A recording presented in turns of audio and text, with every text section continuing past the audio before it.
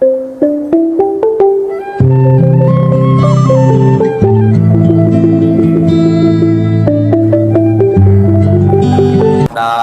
នៅជាទីពឹងទីរលឹកជាគម្រប់ពីរដងផងខ្ញុំព្រះករុណាសុកាសាខ្ញុំសូមគោរពនៅចង្ហាន់បណ្ឌបានផ្លែឈើតូចធំថ្វាយចំពោះព្រះដ៏មានព្រះភិក្ខណាសូមអនុមោទនាព្រះពុទ្ធជាទីពឹងជាពំនឹងសពសត្វតាព្រះអង្គរាប់ដោយកោតកម្មបាច្រើនកិត្តិនាហួកិត្តគោបានត្រាំងជាសបញ្ញោត្រាជាគ្រូលើភពឋានធ្វើកម្មជាកំរសត្វនិកត្រាពំបញ្ញោសូមអនុមោទនា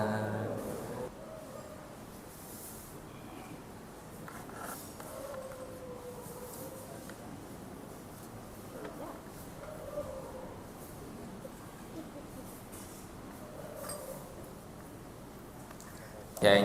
ចាំស្មងទឹកដងបបពូនរួបានល្អទឺ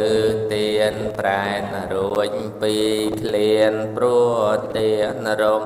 ដឹងពិតបិទទៀនបារមី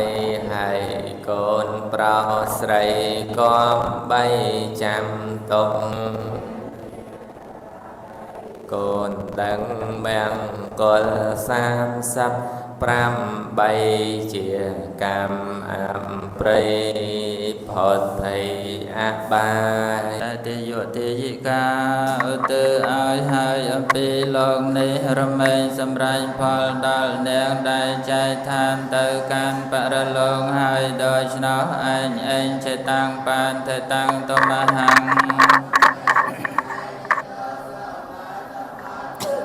ជាទីកំចិនដែលអ្នកប្រាថ្នាហើយតាំងចិនហើយចូលឲ្យសម្រេចដល់នាងឲ្យបានឆាប់រស់រាន់តាន់ចិត្តសាពេ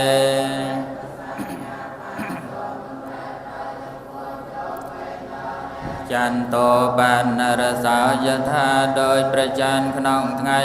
15កើតមុនិចោទរសោយថាបំណោសោដោយកាមនេះមានរស្មីដ៏រុងរឿងជាការវិសេសអាចញ៉ាំងសេចក្តីប្រាថ្នាពិសម្រេចបានអាយុតោ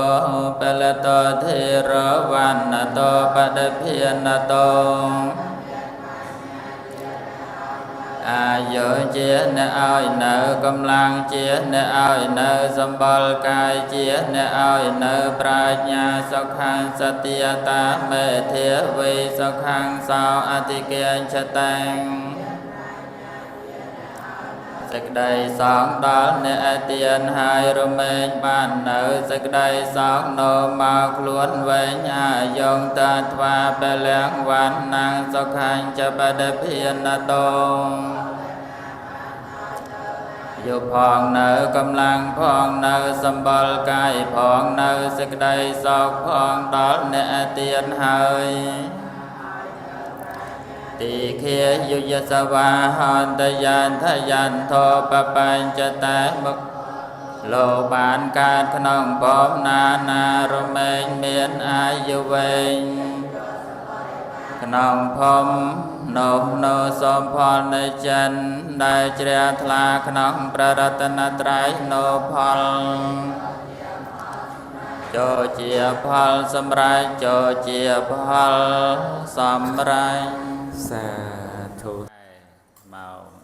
ព្រោះអញ្ចឹងក៏ការប្រព្រឹត្តទៅនៃវេនប្រចាំខែអស់រយៈកាលជាច្រើនឆ្នាំមកហើយព្រោះចឹងក៏ដោយអំណាចនៃសេចក្តីជ្រះថ្លាការទំនុកបំរុងចង្ហាន់បិណ្ឌបាតនេះព្រោះជាទីរីករាយព្រោះណាព្រោះ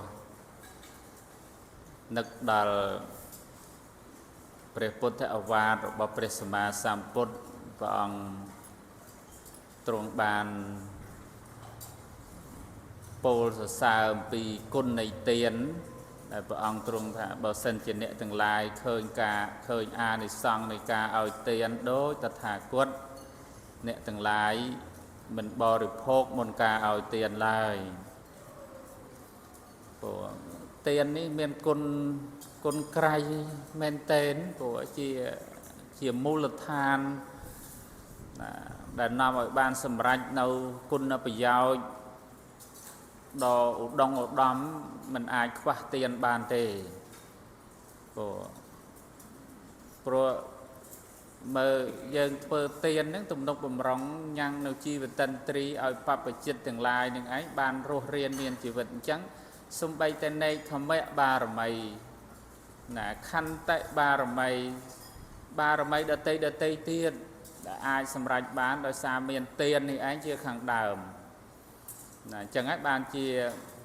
សមេធៈបណ្ឌិតទទួលពុទ្ធព្យាករអំពីព្រះសម្មាសម្ពុទ្ធទីបង្កហើយពិចារណានៅពុទ្ធការកធម៌ដើម្បីបានត្រាស់ជាព្រះសម្មាសម្ពុទ្ធហ្នឹងមិនមែនត្រាស់ឯងទេអញ្ចឹងត្រូវមានធម៌ណាដែលនាំឲ្យបានត្រាស់សម្លឹងពិចារណាមើលទៅអូឃើញទានបារមីហ្នឹងមុនគេព្រោះណាដល់អញ្ចឹងទៅនឹកឃើញទានបារមីនឹងឯងមុនគេទៅអាចសម្រេចនៅបារមីបន្តហូហែទៅទៀតបានអញ្ចឹងញាតិញោមយើងត្រេកអររីករាយទៅព្រោះណាការទំនុកបំរុងចង្ហាន់បិណ្ឌបាតមួយខែម្ដងញាតិញោមមិនម្ដងទេព្រោះព្រះសង្ឃដែលនិមន្តទៅបិណ្ឌបាតដល់គេហដ្ឋាននឹងណារៀងរាល់ថ្ងៃដែលបានទៅដល់នឹងក៏ញ៉ាំងចេតនាឲ្យជ្រះថ្លាថាការបូជាទានរបស់យើងនេះចោលលួចមិនបានទឹកក៏មិនលិចភ្លើងក៏មិនឆេះក៏គ្មានអ្នកណាមកលួចមកប្លន់មកឆក់ដណ្ដើមបានទេគឺជាការនាំយកទៅនៅកំណប់ទ្របជាប់តាមសន្តានរបស់យើងបានជាកំណប់ទ្របដ៏មានសុវត្ថិភាពជាធនាគារដ៏មានសមត្ថភាពជាទីបំផុតចឹងញាតិញោមញ៉ាំងនៅចេតនារបស់យើងឲ្យជ្រះថ្លាថាយើងបានយកនាំចេញនៅទ្របដែលឥតសារៈខ្លឹមសារហើយបដូរមកវិញនៅទ្របដែលមានសារៈខ្លឹមសារក្នុងដំណើរជីវិតរបស់យើង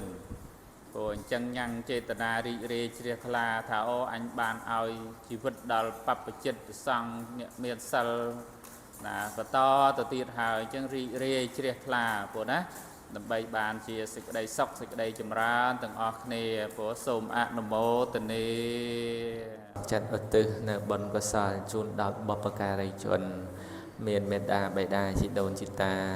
ដែលបានធ្វើការកិរិយាកន្លងទៅហើយសូមបានអញ្ជើញមកត្រេកអរនៅអនុមោទនាបុណ្យដែលព្រះអង្គគ្រូព្រមទាំងក្រុមញាតិបានធ្វើនៅក្នុងវេលាឱកាសពេលនេះ